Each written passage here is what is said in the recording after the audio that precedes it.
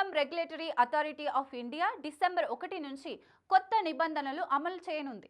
ఇక నుంచి మీ మొబైల్కు ఎలాంటి ఓటీపీలు అనేవి రావు. ట్రాయ్ ఈ నిర్ణయం ఎందుకు తీసుకుంది? ఆన్లైన్ మోసాలను నిరోధించడానికి ట్రేసబిలిటీని అమలు చేయాలని ఇటీవల ట్రాయ్ టెలికాం కంపెనీలను ఆదేశించిన విషయం తెలిసిందే. ఇదొక పెద్ద నిర్ణయం. వాణిజ్య సందేహాలు, ఓటీపీకి సంబంధించిన ట్రేసబిలిటీ నియమాలను అమలు చేయడానికి ట్రాయ్ ఆగస్టులో ఆదేశాలు జారీ చేసింది. కానీ ఈ రూల్స్ని ట్రాయ్ అనేక సార్లు పొడిగించింది.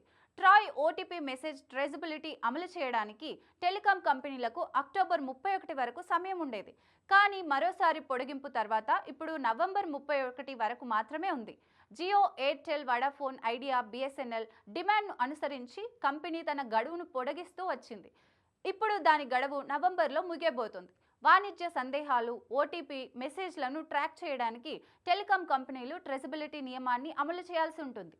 జియో, ఎయిర్టెల్, వడాఫోన్, ఐడియా, బిఎస్ఎన్ఎల్ వంటి టెలికాం కంపెనీలు డిసెంబర్ 1 నుంచి ట్రేసబిలిటీ నియమాన్ని అమలు చేస్తే ఓటీపీ మెసేజ్ రావడం సమయం పట్టొచ్చు. అటువంటి పరిస్థితుల్లో మీరు బ్యాంకింగ్ లేదా రిజర్వేషన్ వంటి ఏదైనా పని చేస్తే మీరు ఓటీపీ పొందడానికి సమయం పట్టవచ్చు. ట్రాయ్ అటువంటి చర్య తీసుకుంది ఎందుకంటే అనేక సార్లు స్కామర్లు నకిలీ ఓటీపీ మెసేజ్లను పొందుతూ మోసాలకు పాల్పడుతున్నారు. ఇలాంటి మోసాలకు చెక్ పెట్టేందుకే ట్రాయ్ ఈ నిర్ణయం తీసుకుంది. దీన్ని అన్ని టెలికాం కంపెనీలకు ఖచ్చితంగా అమలు చేయాలని ట్రాయ్ ఆదేశించింది.